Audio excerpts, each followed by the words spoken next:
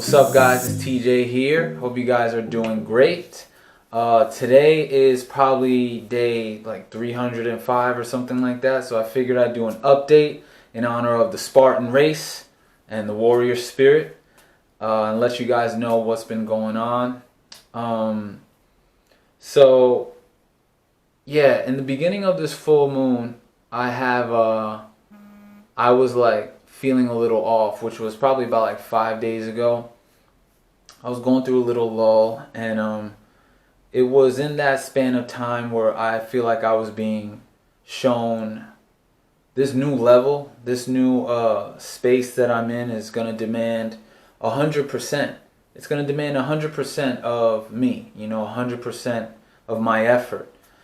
So there's no real room for the old me and these new things that are manifesting. And if I am to be that old me, it like throws a wrench in the process of what's unfolding now. So after I kind of flipped that switch, things changed like immediately. So I've been feeling great, real in my space, real solid in my vibration. And I've been feeling like I'm way more capable of, not of anything in particular, but I just feel more capable. I feel more apt, like capable, which leads me to this interview that I was looking into, and on impact theory, which is hosted by Tom Bilyeu. I watch that a lot because there's a lot of good stuff, a lot of good people he brings on there. So they were talking about happiness versus fulfillment. And basically they were saying happiness is transient. Happiness is a transient thing. It comes and goes. Like if I eat a bowl of ice cream, I'm happy, or if I get likes on social media, I'm happy. But they come and they go. It's very transient. Whereas fulfillment is, we're talking about thriving here. And thriving in terms of meaning the actuating of the potential that's within you. So in order to actuate that potential, you have to push yourself. It's the process of becoming capable of something.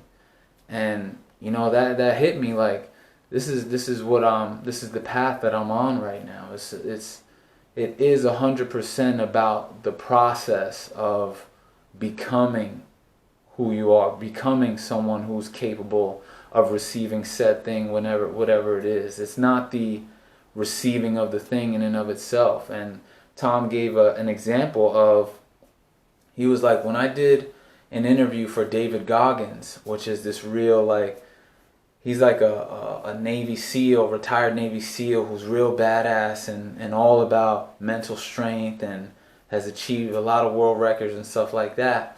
And he was like, Tom was like, it wasn't the interview itself that impacted me the most with David. It was the preparation, the learning about him, doing my research on him, wrapping my head around him. That's what impacted me the most.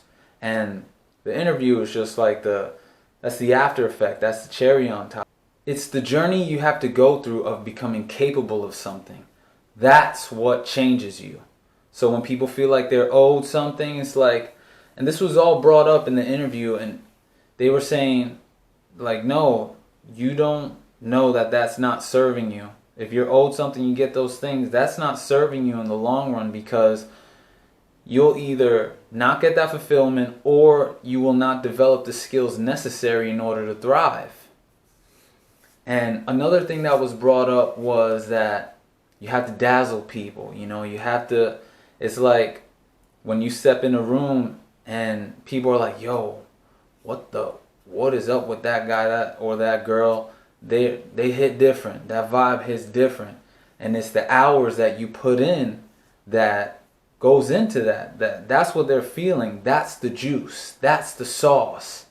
And going back to the happiness versus fulfillment, there's this thing called the hedonic set point, which is basically people's like relative set point of happiness. Like the people that win the lottery, for example, they might have a huge spike initially, but eventually, even with winning the lottery, that happiness level is going to come back down to normal levels.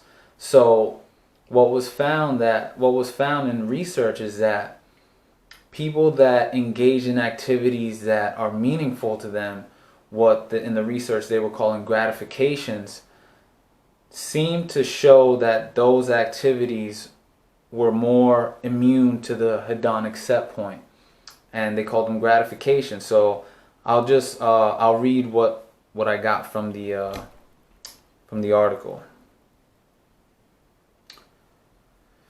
Seligman also researched gratifications, which are activities that get us into a feeling of flow, where we don't notice the passage of time, where we're thoroughly engaged in what we're doing and sort of lost in the activity.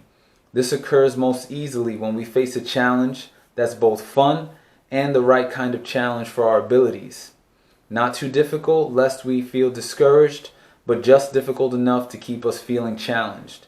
Gratifications, as well as activities that present a strong sense of meaning to us, are more immune to the effects of the hedonic adaptation.